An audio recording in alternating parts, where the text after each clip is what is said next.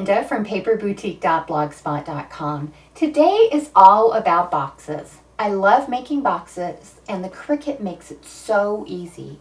Today I'm going to show you several different boxes. Due to time constraints, I will show you most of the boxes already assembled. However, there will be time to talk about a few tips and techniques.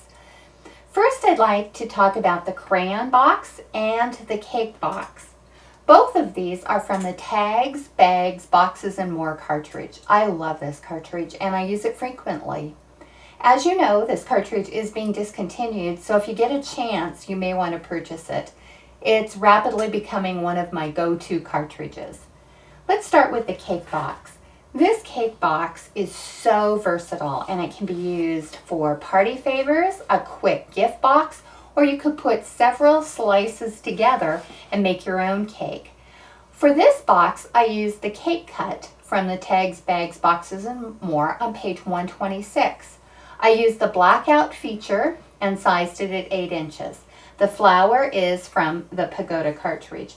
And I made this for my friend's birthday as a little gift box, and then I made her a matching card.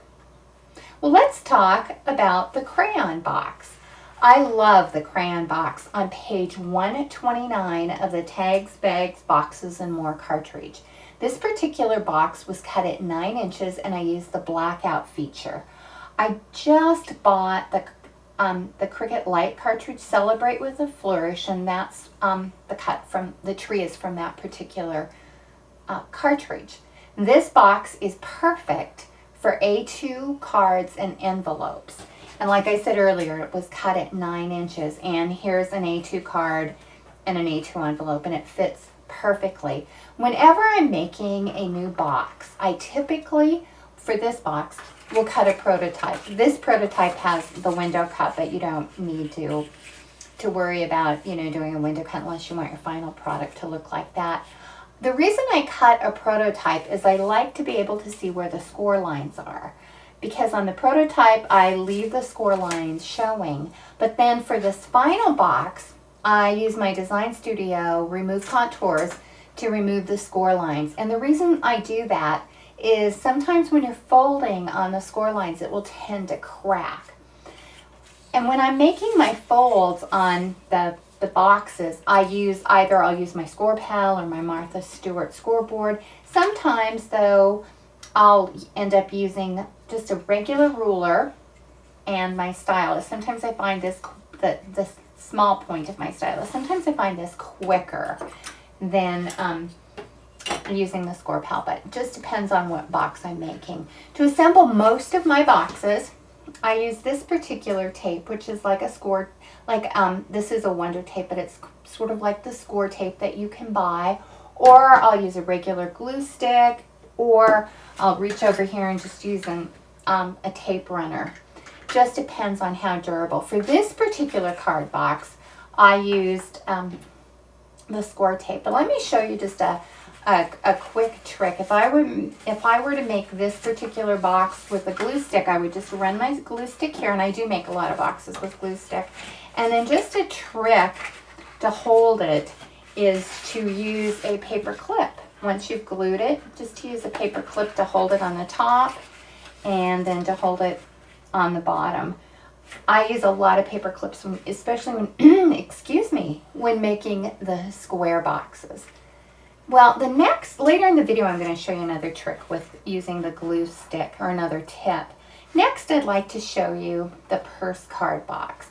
This particular card box and the little cards was made using the Forever Young cartridge. In fact, I made this for a blog post, and special thanks to the Pink Stamper for inspiration. If you're interested in making this project, check out my May 31st blog post at www.paperboutique.blogspot.com.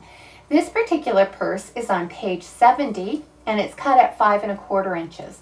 The flower is on page 71, and I'm not sure which is better for the glare here.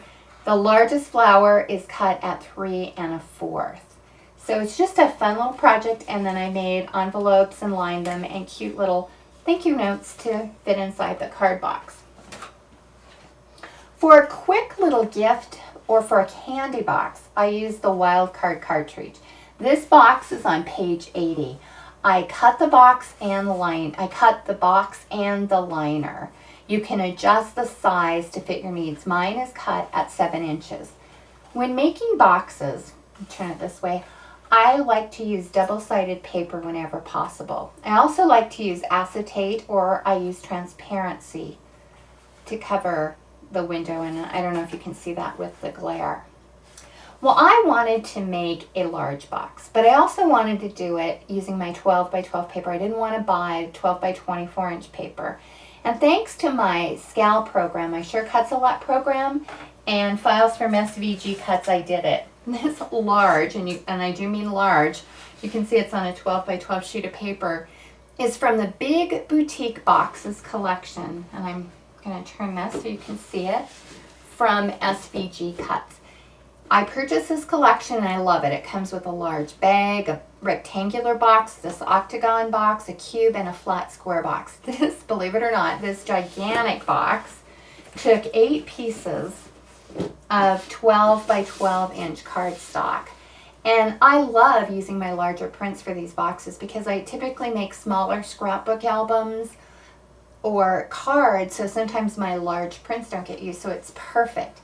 For this, I use the Amy Butler Sola paper collection from K & Company. And when making this, the paper is fairly sturdy, but I would recommend, I didn't do it, I'll show you, I'll open the lid. I did not line the lid, and I would line the lid and the bottom of the box just to make it more durable. Let me move that out of the way. Now for a quick glue tip, as I'm running out of time. There will be times when you're making a card, and I don't know if you can see it, that you just, the corner or something, or the side, you don't get your glue stick or your tape correctly placed. I'm going to bring in a piece of scratch paper here. So what I do is I take a corner, and you can actually cut a little bit smaller piece. I hope I'm in camera there, and just put a pretty good dab of glue stick on it, and you can see this corner came up. So you just put it underneath and slide it and hold it. And you're just kind of pulling it so the glue is coming off of there and staying onto the card. And then you just hold it until it dries. I'd like to thank you for watching, and please check out my blog at www.paperboutique.blogspot for more videos and project ideas. Bye-bye.